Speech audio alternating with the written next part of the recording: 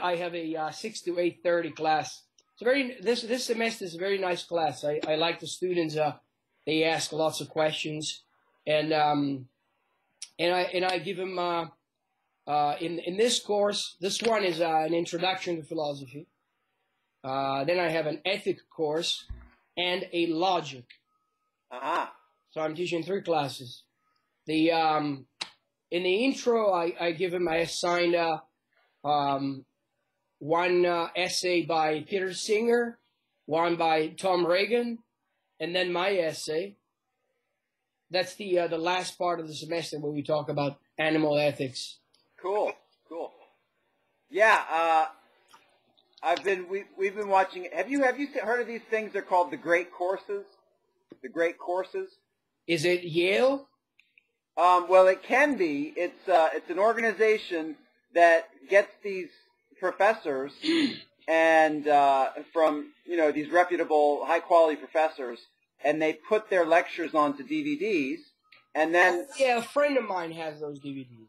Yeah, they're really cool, and we've got one right now. It's this guy. He's talking about myth and its role in culture. It Campbell? It's not Campbell, but it's somewhat like that. This guy's kind of a historian, quasi mythologist, but he also works in a little bit of philosophy, and I think you might like it. We did the Iliad and the Aeneid, some of the biblical stories, and now he's into the Rome, the origins of Rome, and it's interesting. So. Yeah, I heard of those. There's a friend of mine who has a set of DVDs because he was asking me if I knew them. Yeah, I remember that. They're cool. Yeah. That's great. That's great. Sometimes these are like in the library. You can just check them out for free. So it's great today because you find these courses on DVD, and you find a lot of. I noticed on YouTube you find lots of free stuff, free material. Yeah. Courses, lectures. Very nice, very nice. Yeah, that's cool.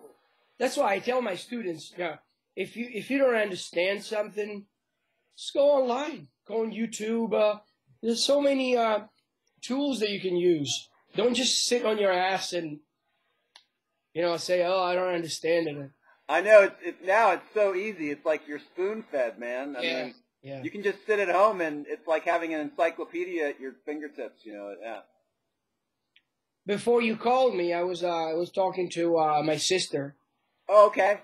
In Italy. I hope I didn't interrupt. No. Okay. That was 8:30 this morning, earlier this morning. She was telling me that her husband had a problem, stomach ache. Yeah. It's not doing well.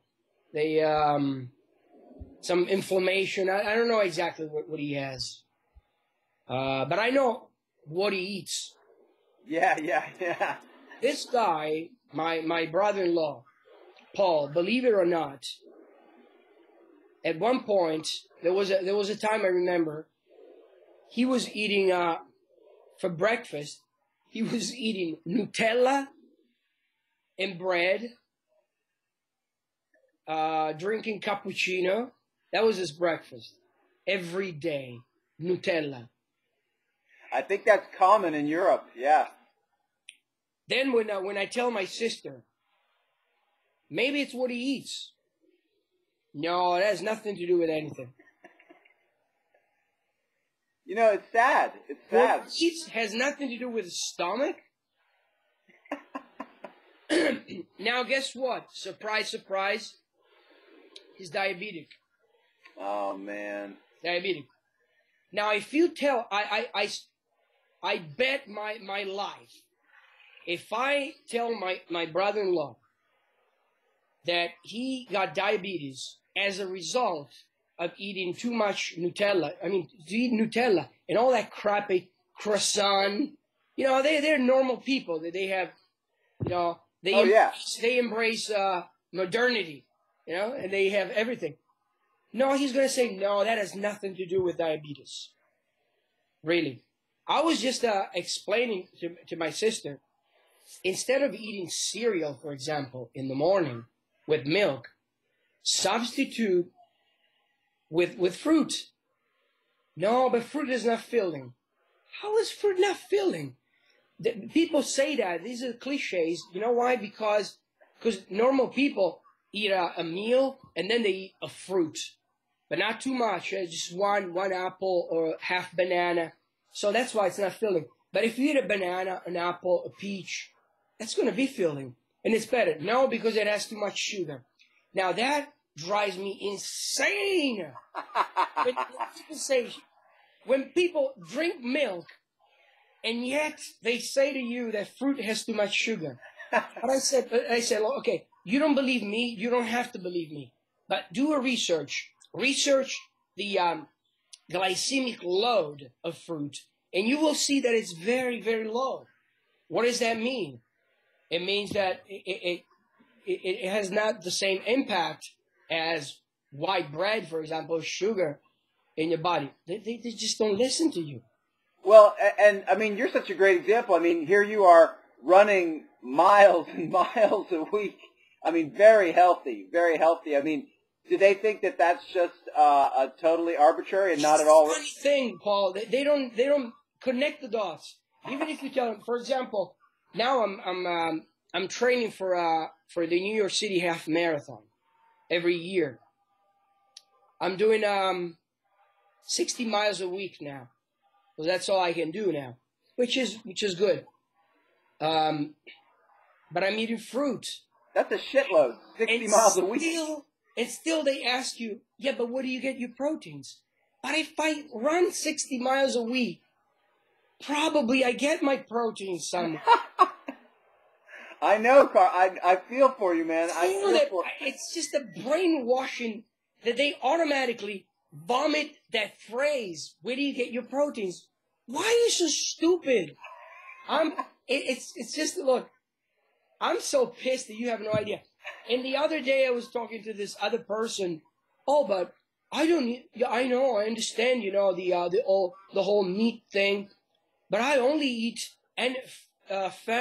farm animals that are designated to. What? Yeah, stupid animals that are designated to die. Yeah, I know that. Do you believe the stupidity, the justification? Oh, but I just eat animals that are designated. Oh, and this one is even worse because this is one of my colleagues, a professor of philosophy. I think she should not have been granted a degree, PhD. Okay. He says to me, yes, but I only eat animals that from small farms where I actually go to the farm and I see the animal and I talk to the animal, and then they slaughter the animal. You would think that if they go to that much trouble, then they would surely have some care for the animal and they wouldn't want to kill it. Yeah. And then the justification that she is given to me is that, well, it's typical, classic bullshit that, well, human beings evolved eating meat. But even if that is true, so what? Right now, we don't need it. Then we don't need it. So I know. Who cares if the brain really, even if it is true that the brain of human beings evolved the way it is because we ate meat, so what? But now we have a brain. We know that we don't need that meat. So it's really frustrating. Sometimes I hate humanity. I hate people. Oh, and I wanted to tell you this.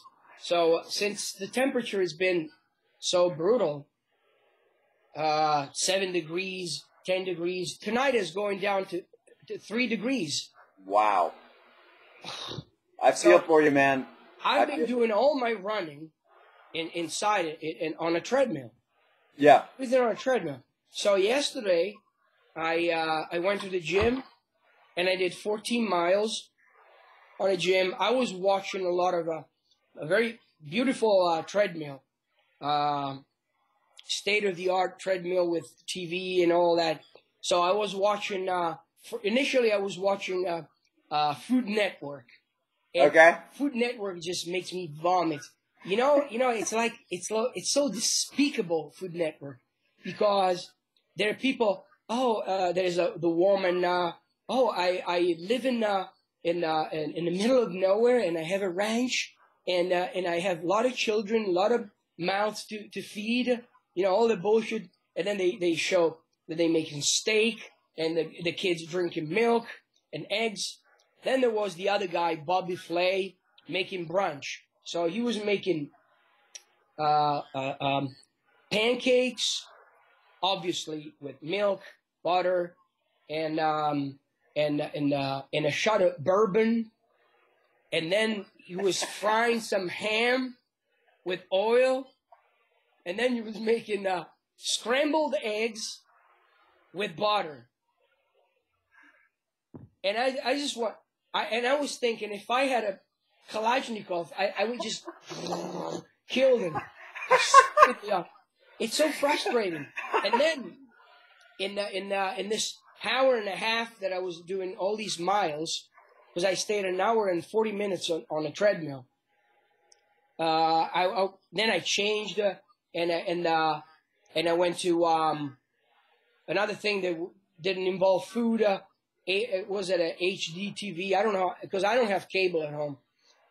It's a show where they search for a house hunters. Yeah. And then they fix the house. They make it. So during the commercials, you see why people are the way they are. You see all these commercials with happy people running on the grass. And then they go home, and then they eat a steak, or they eat these sandwiches with cheese. It's just the whole society. It's embedded. They're programmed. They're programmed. Yeah. And so it's normal. Who are you, vegan? I mean, it's normal. You open the fridge, you make a sandwich, right, with cheese and ham. That's the way it is. How can you? It's just I'm so sick of society sometimes. Especially now in this period, I'm so sick. It's just I would like to destroy humanity and Carlo, I know, man. It's frustrating. It's frustrating. It's tricky. I mean, you probably heard in some of my videos, I have this neighbor up in Virginia, and he's been hunting since he was a kid. They taught him when he was a kid how to hunt. It's tradition. Now he actually, I mean, I would say, like you, I don't see how people justify, even if they eat like a free-range animal, in the end it still gets killed, and you got to wonder about the ethics of that. But I will say, if they're eating that, at least it is better than eating these products of the CAFO, the commercial farming systems. But you're right. I mean, it's a huge disconnect. It's like, if you care about the ethics, you got to take it all the way to the end. Mm-hmm. You can't kill it.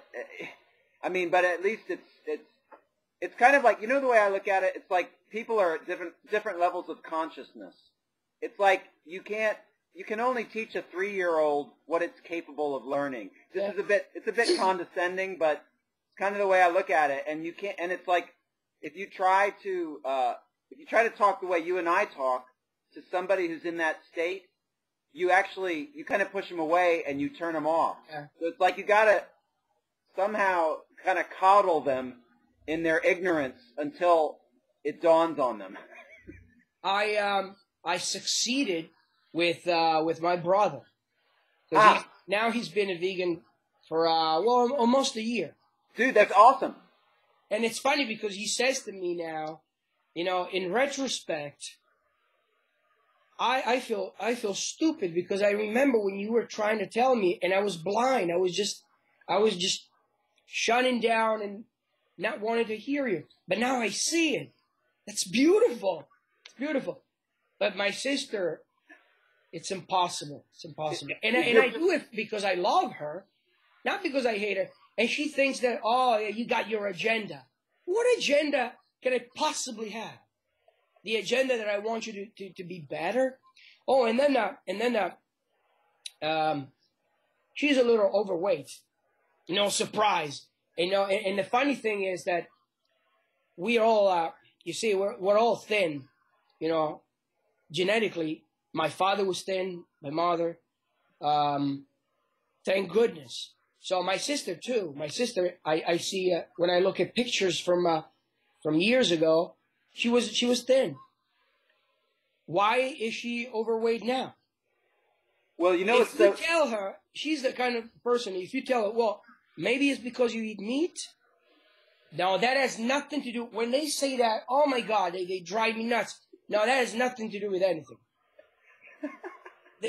Just the other day, I was at the supermarket. There is this little beautiful store in Brooklyn, New York, where I buy my fruit. Yeah. They have the best fruit in the world. Wow. I mean, the mangoes, they are sweet as sugar. They and then they have tropical fruit. I got the. Did you ever have the egg fruit? No, never heard of it. It's a small little fruit. It looks like a kiwi, but it's not hairy. It's not fancy. Okay. And it's actually pointy on one side. You can look it up on Wikipedia. And when you open it, it's actually the pulp is dense. Wow. It's yellow, and it's creamy. It's very creamy. It tastes almost like I don't know if you ever had cashew cheese. You know, the cashew butter. Yeah, That's that taste. Sweet. Wow. It's amazing. They have all these tropical fruits, and I was shopping, and because right now I'm just eating fruit. I'm eating all raw. I'm eating some cooked stuff too, but I go on for days just eating fruit. So yeah, I have blueberries. I like blueberries and mangoes, papayas, pineapples. So I load my cart with all this fruit, and I look at myself, 130 pounds, and I look at the woman in front of me, not to be mean, you know, and she has a big old ass. She's chunky. And before I look into her shopping cart, I think to myself, I bet she's got eggs and cheese and meat. And I look, there you go. I mean, it's not a surprise. It's not a mystery. You eat that stuff. I know, man. Not a mystery. It's crazy. It's what's so weird. I mean, it's like right in front of us. And you got all these signs. Your digestion is slow. Heartburns. You can't walk. You can't sleep. You're always tired. You know, fatigue and all these signs. And then you say to them, "It's what do you eat?" No, it has nothing to do with it. So when are you going to understand it? I mean, you fall asleep in the middle of the afternoon. You can't sleep at night. You don't feel your digestion, your belly is not all right. It has nothing to do with food. No, nothing to do with food. You know what's so sad is, like, I remember you telling me that, you know, in Italy, where you come from, where your family comes from, yeah, it used to be, even though they were eating some local dairy and meat, that the diet was so natural, they were much healthier. Now, yes. Now the modern... I don't understand what happened to my sister, because we come from I told you, we come from a family where we never had soda. We never bought butter, for example. We never had anything in a package. I told you, if you remember, my mother used to make her own jarred tomato, sun-dried tomatoes. Yeah. Never bought anything. Everything was, even pasta was homemade. Everything homemade. We growing up, I didn't have a microwave. I told you these things. I can't believe that my sister, now she has a microwave. She eats frozen food. She eats all this crap. We never had that. We always had fresh pasta, vegetables. I don't understand it. Oh, and I'm sure you could, if you look at... Yeah, I know. I know, man. It's crazy. And did you see this? Did you see these articles recently? I think it was last week. Some governmental board or nutritional board is saying don't worry about cholesterol. It's no. I mean, that's now 2015. Yeah. There's still got people putting this idiotic stuff Oh yeah, out. I just saw, and you know what? I wanted to tell you this. I opened my my browser. It goes on Yahoo. That's my homepage, and I see this article.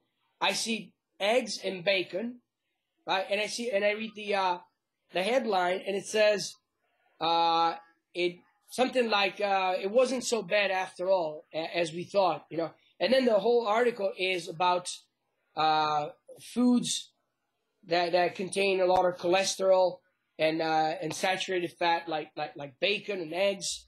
It's not bad because the new studies say there's always a new study that says that, you know, that food is not bad actually because the human body does this. That. Fuck you. That stuff it comes from an animal, from the flesh of an animal, the ass of an animal. It's a fluid secretion. How can it be good? And they always have an article that says that stuff is good.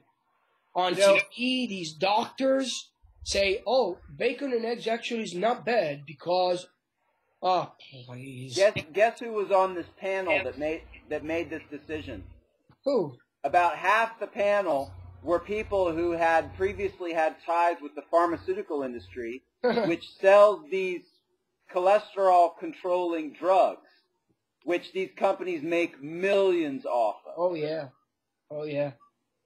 And because people eat that way in the first place.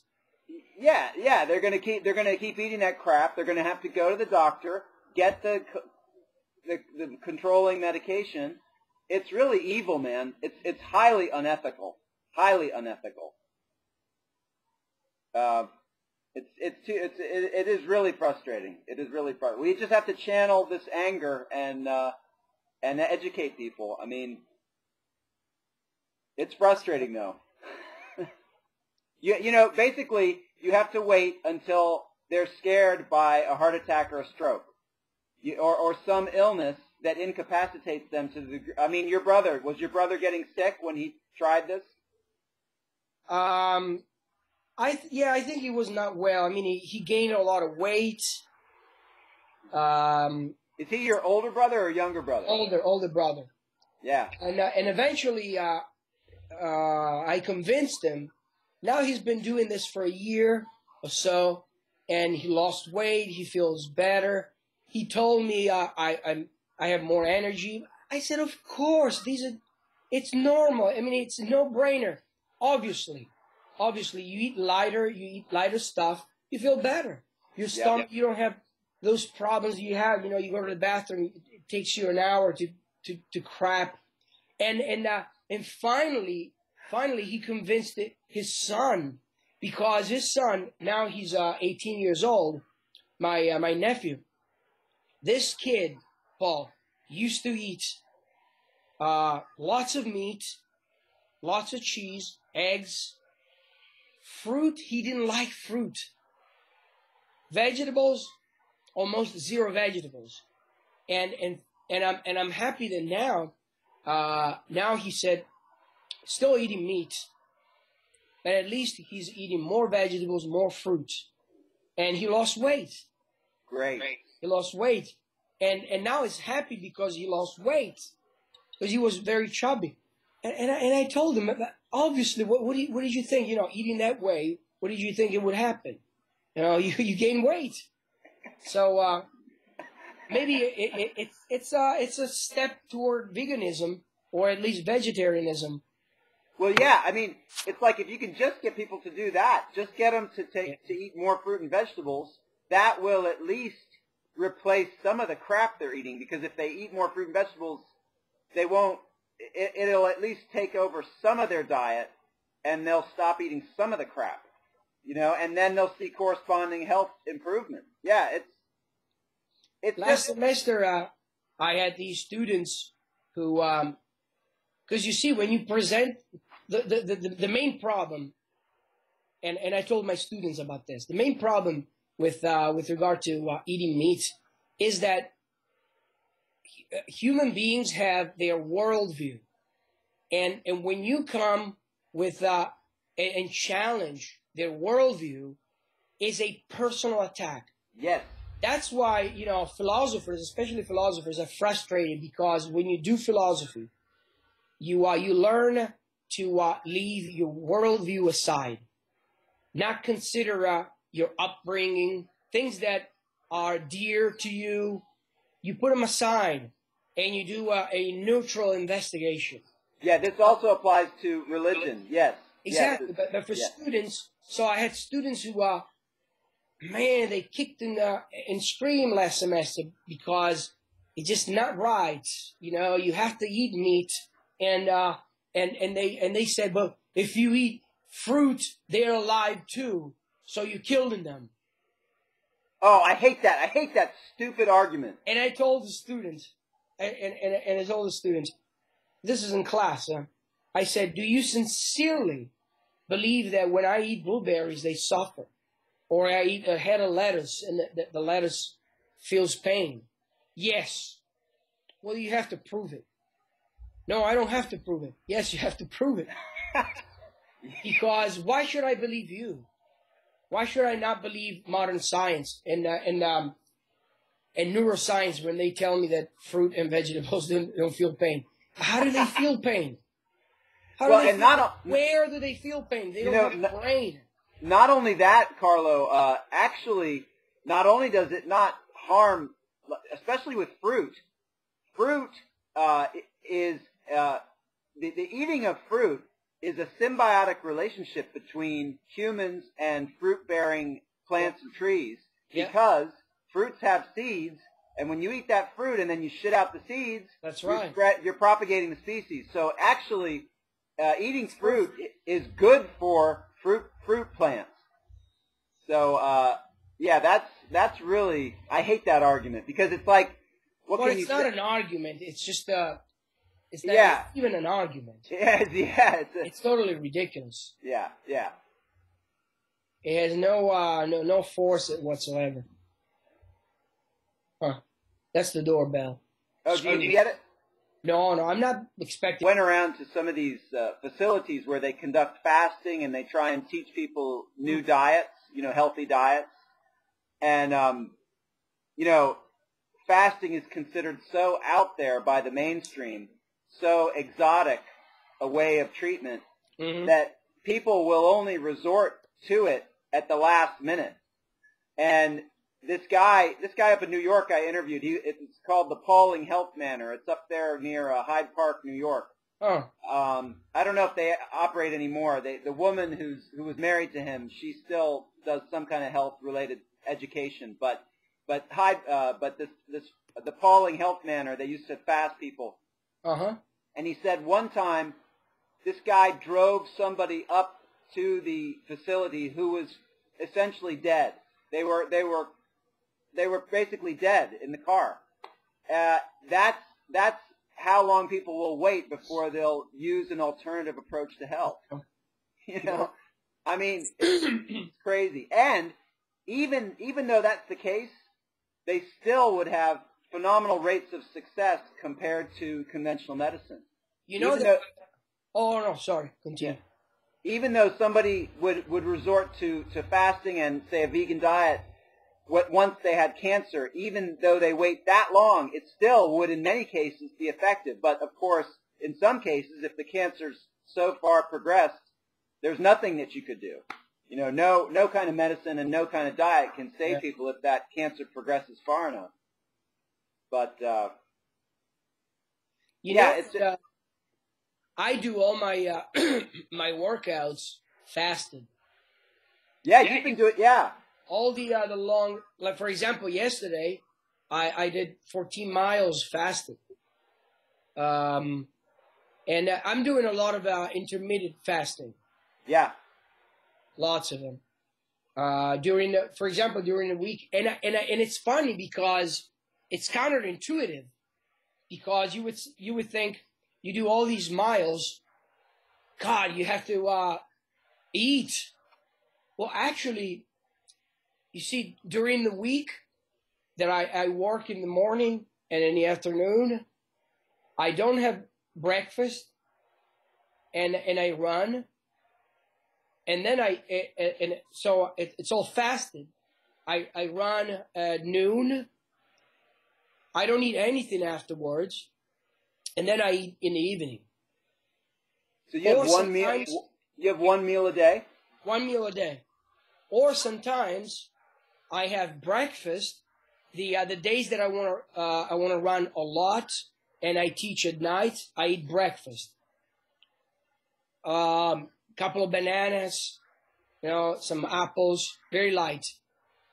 And then I run in the morning, and then I run again in the afternoon. So a total of 15, 16 miles. But I'm not hungry. What happens is that you teach your body, I think it must be this. Because if you're not hungry after a day of work and running, it's because you teach your body how to be economical, how to burn fuel properly. It's like when you're on the highway with a car. At one point, the car, the engine burns just a minimal amount of fuel, right? And I think that the body does that too, because I'm fasted basically, and I run and I have a lot of energy. And in fact, it's funny because my best workouts when I run the fastest, the hardest, is I do it fasted. Wow. And then I go home at night and then I eat fruit and I go to bed. And when you have that, so good.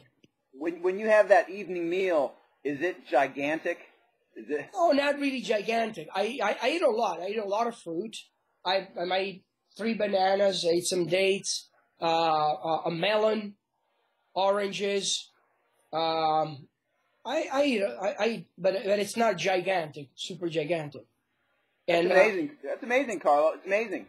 I mean, it's a great testimony because you're probably, what did you say? You're eating between like 1,500 and 2,000 calories a day, something like that? Yeah. I mean, it's a great testimony that you don't need all these calories. You just don't need it. And you see, and you read all these magazines, the running magazines, where they tell you about nutrition, and I just shake my head because they tell you, remember to eat proteins right after a big workout, and before the workout eat the shake, and then eat this and eat that.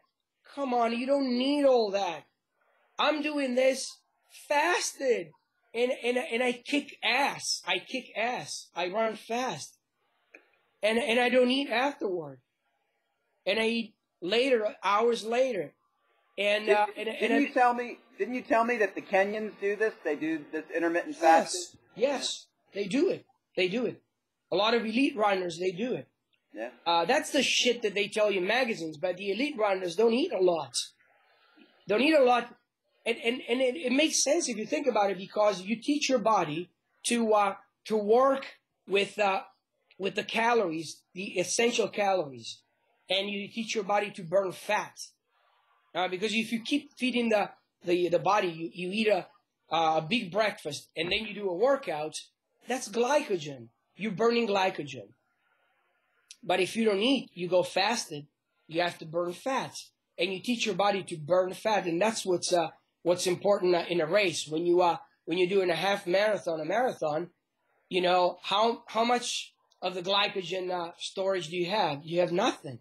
Well, that's what I'm wondering about you. I mean, you must be so lean that there's not much fat on you. Have you ever had the experience of bonking in a race?